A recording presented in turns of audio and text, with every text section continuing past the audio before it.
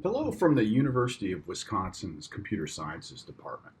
My name is Patrick McDaniel. I'm a professor here at UW, and I am largely working in the space of security. I have a fairly large group of graduate students, but I wanted just to spend a couple of minutes introducing you to some of the kinds of things that we do here in my laboratory.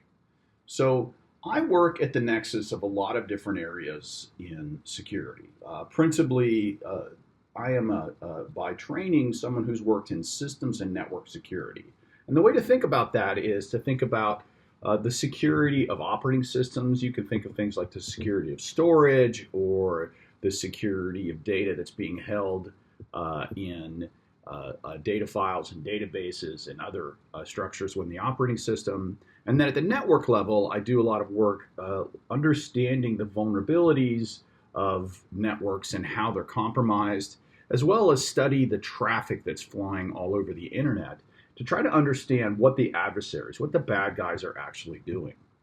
Now, the last few years, I've worked pretty extensively in AI security. In particular, I've run something called the Center for Trustworthy Machine Learning, which is a national scale initiative that works in various areas of AI security, principally trustworthy AI. That is, I try to understand how people can attack AI and then what defenses can be deployed. Now, finally, I approach all of these things with a background in formal security. In fact, my dissertation going back many years was really focused on the definition of formal security policy and the use of applied crypto to solve a wide range of problems in security. So for the rest of this talk, I just want to introduce to you a couple of projects to kind of give you an idea of the kinds of things we do in all of these spaces. So one area, and particularly the AI area, I've been looking at how machine learning, principally machine learning algorithms, can be manipulated by adversaries. And essentially what we've discovered over the last 10 or 15 years is that if somebody, a particular adversary, knows something about your machine learning, then they can craft inputs that make that model misbehave. In particular, it can do things like fool a model into thinking something is benign when it's not, or it can make one object appear like another. And this is a really a big problem in machine learning because we largely depend on these machine learning algorithms to make decisions about the environment around us. Now, one specific project that I've been working on is looking at domain constraints. And essentially what we were studying was, are these malicious inputs that adversaries are creating for these machine learning models consistent with the environments in which they come? And the way to think about this is, are the inputs that are being given to these models that are designed to trick them consistent with the domain constraints? That is, they're realistic inputs. So if you think about something like network traffic, if an adversary is trying to create a network flow that was attacking a network, but that was not realizable because of constraints on the network, for example, round trip times being very, very small or negative, then you simply couldn't launch that attack. And so what we did is we studied for several years how we actually approach these machine learning models, and can we look at inputs coming into the models to determine whether or not they're actually malicious. And it turns out the answer is sort of yes and sort of no. And I look forward to perhaps talking with some of you about why it's both yes and no. It's fairly interesting.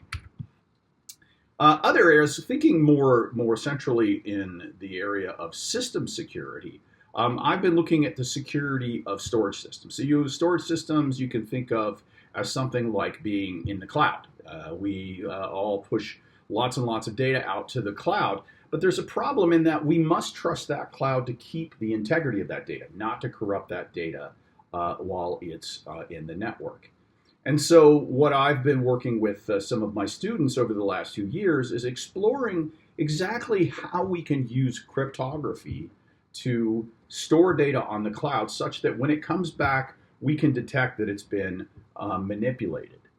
But Perhaps one of the most challenging part is, when you're sending terabytes of data out of the network, it becomes extremely difficult to measure if one particular byte is actually manipulated. And so in this work, we've looked at lots and lots of techniques to determine whether or not to provide algorithms that provide very efficient algorithms for performing this integrity check of data coming back.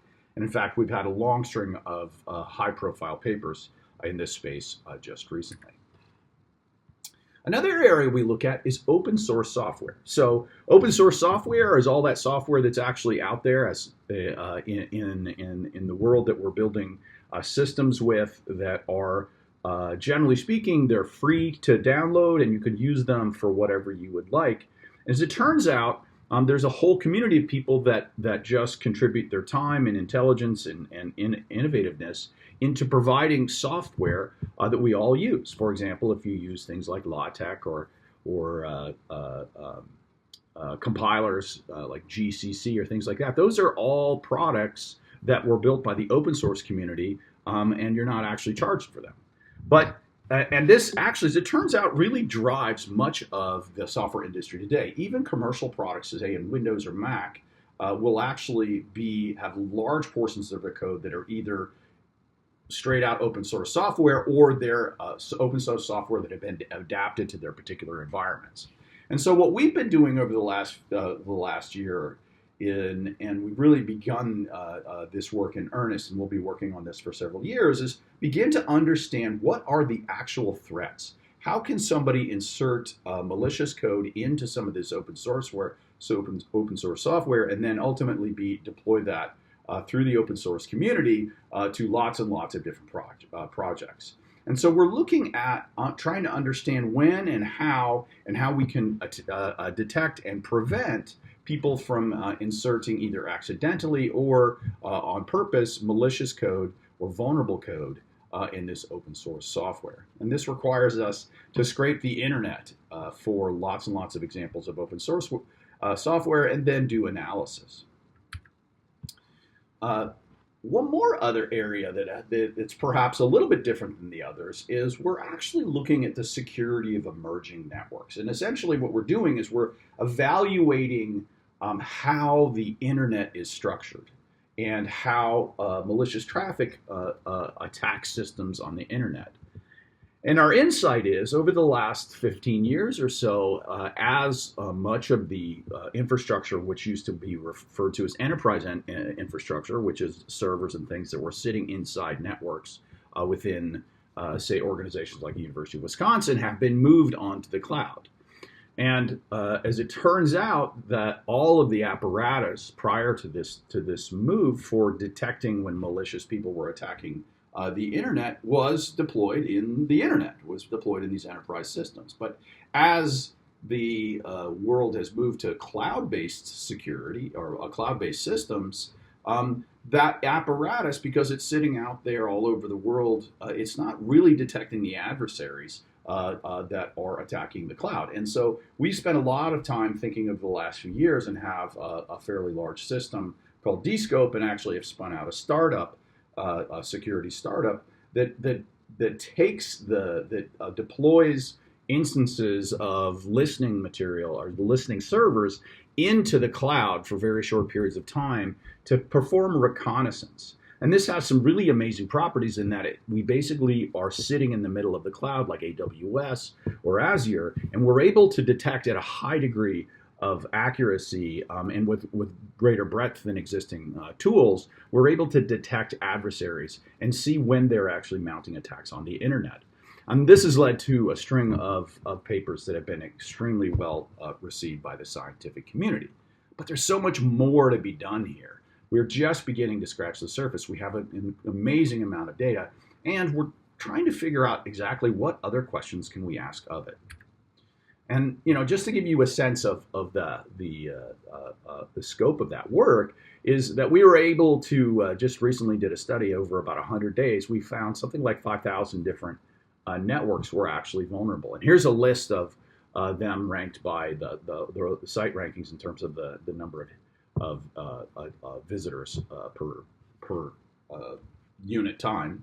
But essentially, it says, what you can see here is that all of these major networks appear to have some interesting vulnerabilities that we can detect. In particular, we can detect that they have some hanging configuration. And what that means is that organizations like CNN have deployed servers, and those servers, once they've released them back to the cloud, haven't been properly cleaned up. And I would love the opportunity to share a little bit more about that work and what it actually means in practice. So hopefully you got something out of the last few minutes here in this discussion. I look forward to seeing you here on campus. Please come visit my office complex. I will be available, as will a number of other folks, my students, who will be who can share their thoughts and interests in this area. Thanks, and I hope to see you at Madison.